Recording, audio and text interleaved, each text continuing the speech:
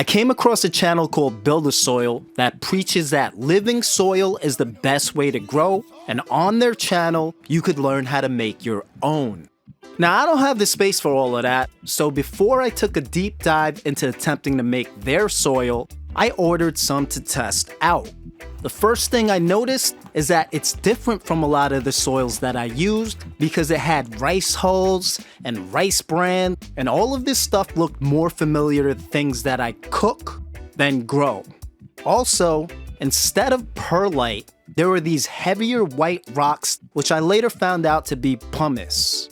Now, if you follow my channel, there's an aspect of texture that really can't be taught in videos. But something about this soil felt off. You had extremely light and fluffy ingredients that compressed easy next to extremely heavy rocks. And this contrast seemed to conflict too much for my comfort. The weight of this soil was significantly heavier than every other soil I used besides cow manure. Analyzing the ingredients, the included microbes were definitely impressive.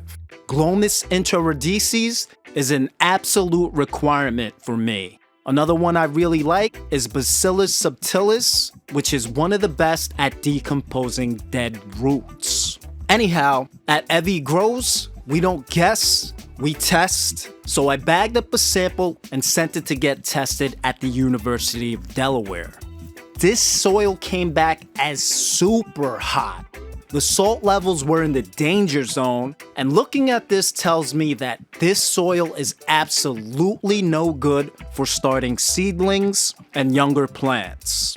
If you're using this soil, you have to cut it with at least the same volume of inert medium such as peat or cocoa, or else you'll probably have a plant that burns. The pH also came back as outside the grow zone, and yes, the microbes will help bring it back, but 5.2 is still kind of drastic. Ultimately, this soil seems like it would work better as a top dress than a main medium. I ended up growing with it, and the results of my harvest agreed with the lab test. Really high levels of nutrients, toxicity, and newt burn. Now, to be fair, this soil could work outside on raised beds because the amount a plant consumes is directly correlated to light intensity. Since sunlight is often double the light intensity of grow lights, a plant outside could use hotter soil.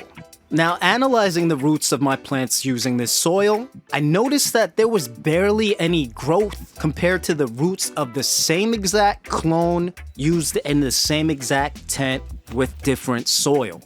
What I think happened is that these heavy rocks compressed those soft, pillowy rice hulls, and that in turn prevented oxygen from accessing the roots, stunting the growth.